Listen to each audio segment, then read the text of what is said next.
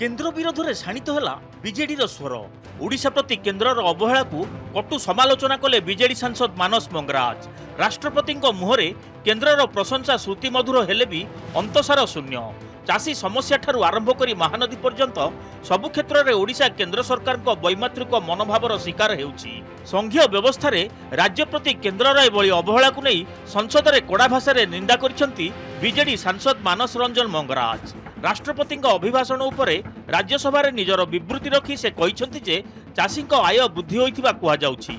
हेले देशर कोनोसी भी राज्य रे चाषी माने स्वामीनाथन कमिशन रिपोर्ट आधार रे एमएसपी पाउनांती।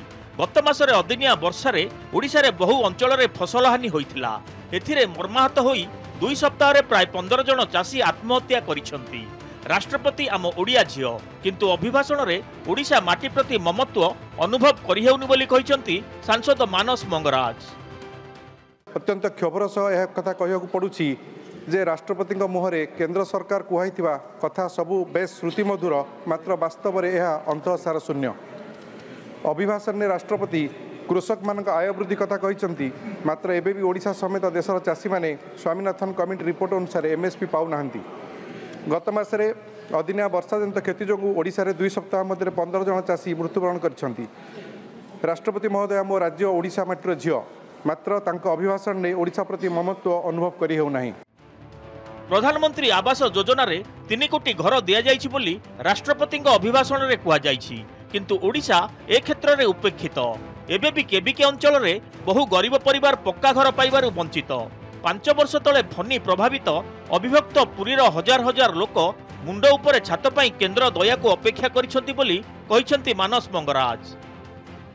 उपाध्यक्ष महोदय प्रधानमंत्री आवास योजना रे 3 कोटी परिवार को घर जोगाई देता कथा कुहा जाइछि मात्र ओडिशा क्षेत्र संपूर्ण उपेक्षित। एबे भी केबिके अंचल रे हजार हजार गरीब अनुसूचित वर्गर परिवार पक्का घर पाइबारु वंचित।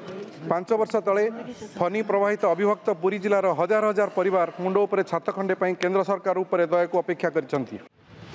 खाली सेतिकी नुहे काश्मीर ठारू कन्याकुमारी पर्यंत रेल नेटवर्क कराजिबो बोली कहउचंती केंद्र सरकार। हेले स्वाधीनतार 75 वर्ष पर भी ओडिशार बहु अंचल को रेल लाइन जाइनी। खोर्धा बलांगीर और तालचेर विमलागढ़ रेलपथ काम 2 दशंधि धरी सरुनी। जयपुर मालकानगिरी और जयपुर नवरंगपुर पाई बीजेडी सरकार जमी और आनुषंगिक सहायता देबा परे भी काम झुली रही। देशर लाभकारी पूर्वतट रेलवाई को भांगी देई वाल्टियर डिविजन करा जाइछि। आयुष्मान भारत योजना को नहीं केंद्र सरकार बाहास्फोट मारुछंती किंतु बीजेडी सरकार रे लागू करा जाइथिबा विजु स्वास्थ्य कल्याण योजना को बंद करने को चक्रांत करा जाउछि बोली कहिसेंति मानस मंगराज। काश्मीर ठारू कन्याकुमारी पर्यंत रेल नेटवर्क बढ़ाइबा को केंद्र सरकार प्रतिबद्धता घोषणा करुछंती।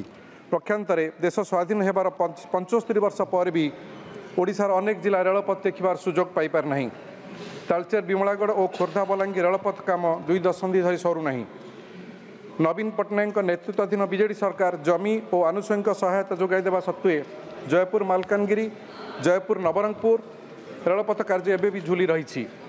देशर सबुठारु अधिक लाभकारी पूर्वतट रेलपथ को भंग करी वाल्टियर डिविजन स्थापन करी ओडिशार स्वार्थ को आघात दिया जाइछि।